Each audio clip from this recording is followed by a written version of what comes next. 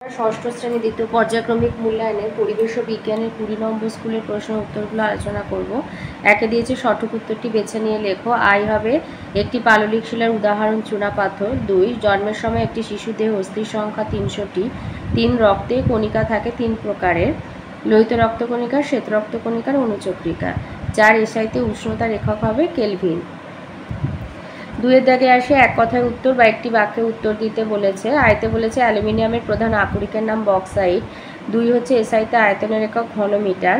3 যান্ত্রিক শক্তির শব্দ শক্তিতে রূপান্তরের একটা উদাহরণ ঢাক বাজানো। 4 একটি সর্বভুক প্রাণীর উদাহরণ মানুষ। 5 দ্বিপত্রক কপাটিকা থাকে বাম অলিন্দ আর বাম নীলার মাঝে। 6 পিভট সন্ধির উদাহরণ কশেরুকা বা অ্যাটলাস। 3 আয়তে আছে হাতের পেশিকে কি পেশি বলা হয়? হাতের পেশিকে কঙ্কাল পেশি বলা হয়ে থাকে। 2 আছে একটি ফসিল ফুয়েল হলো কয়লা। 3 দিয়েছে ভর পরিমাপ করা হয় সাধারণ তুলাযন্ত্র বা দাঁড়িপাল্লার সাহায্যে। 4 উদ্ভিদের বৃদ্ধি পরিমাপ করা হয় অক্সানোমিটার যন্ত্রের সাহায্যে। আর অক্সানোমিটার বললেও হবে, শুধু অক্সানোমিটার বললেও হবে। 5 একটি চৌম্বক পদার্থ নিকেল। 4 আছে স্তম্ভ মেলানো। আয়তে অনুচক্রিকা হবে রক্ত জমাট বাঁধতে সাহায্য করে। 2 হরিণ হবে প্রথম শ্রেণীর খাদক, মানে এরা ঘাস পাতা খায়, উৎপাদককে সরাসরি খায়, তাই প্রথম শ্রেণীর খাদক। 3 লোহা হবে হিমাটাইট, লোহার আকরিক ওটা। আর 4 অচল অস্থির সন্ধি হবে মাথার খুলির সন্ধি। 5 আয়তে বলেছে জীবাশ্ম কাকে বলে? এটা রায়মার্টিন থেকে দিচ্ছি, রায়মার্টিনের 119 পৃষ্ঠায় আছে।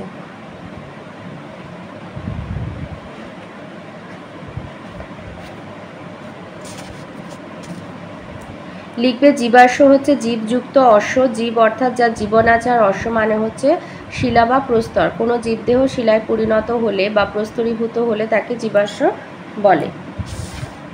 2 দিয়েছে প্রাকৃতিক গ্যাসের 2টি ব্যবহার লেখো। এটা রায়মার্টিনের 125 পাতায় রয়েছে।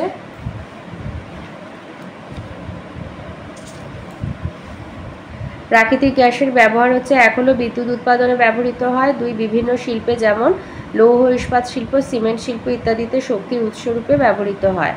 এছাড়া দিতে পারো বিভিন্ন মোটর গাড়ি বা বাসে জ্বালানি রূপে ব্যবহৃত হয়। রাস্তার আলো জ্বালাতে, ঘর গরম রাখতে, রান্নার কাজে এই গ্যাস ব্যবহার করা হয়। তো যে কোনো দুটো দিয়ে দেবে। 3 বলেছে গতিশক্তি কাকে বলে? এটা বইতে আছে, বইয়ের 84 পাতায় রয়েছে।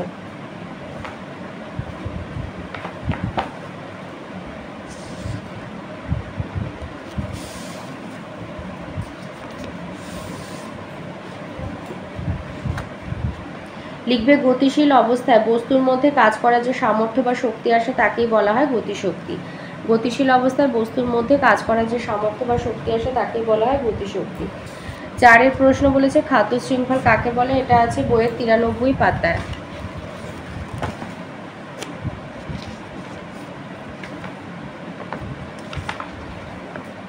লিখবে একটি প্রাণী একবার কোনো উদ্ভিদ বা প্রাণীকে খাদ্য হিসেবে গ্রহণ করবে তখন সে খাদক, আবার পরে সেই প্রাণীটা নিজেই হয়তো অন্য কোনো প্রাণীর খাদ্য হবে। এইরকম পর্যায়ক্রমিক খাদ্য খাদক সম্পর্কযুক্ত শৃঙ্খলকেই বলে খাদ্য শৃঙ্খল। আর ওপরের এই ছবিটাকে ভাষায় অ্যারো দিয়ে দিয়ে লিখে দেবে। সূর্য, ঘাস, ঘাস ফড়িং, ব্যাঙ, সাপ, ময়ূর, বাঘ।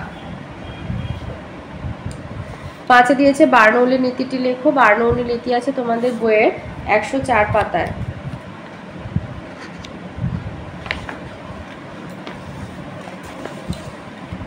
কোনো গ্যাস বা তরল গতিশীল হলে যে স্থানে ওই তরল বা গ্যাসের বেগ বেশি সেই স্থানে ওই গ্যাস বা তরলের চাপ কম হয়। এটাই হচ্ছে বিজ্ঞানী বার্নৌলি নীতি। 5 দিয়েছে রক্তের 2টি কাজ লেখো। রক্তের 2টি কাজ 112 পাতায় রয়েছে।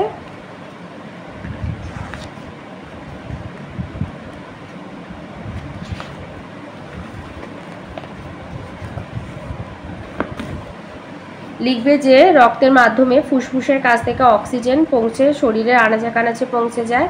আর 2 হচ্ছে যে শরীরে কোনো জীবাণু প্রবেশ করলে শরীরের এই রক্তের উপাদান শ্বেত রক্তকণিকা তাদের সাথে লড়াই করে সেই জীবাণুগুলোকে ধ্বংস করে, তাই এরা শরীরে রক্ষীর কাজ করে। আবার শরীরে কোথাও ক্ষত হলে শ্বেত রক্তকণিকারা সেগুলো সারাই করতে সাহায্য করে। আর শরীরে কোথাও কেটে গেলে রক্তের একটি উপাদান অনুচক্রিকা তো রক্ত জমাট বাঁধতে সাহায্য করে। এই হচ্ছে রক্তের কাজ। তো এই ছিল আজকের আমাদের ষষ্ঠ শ্রেণীর দ্বিতীয় পর্যায়ক্রমিক মূল্যায়নের পরিবেশ ও বিজ্ঞানের 20 নম্বর স্কুলের প্রশ্নের উত্তরগুলো।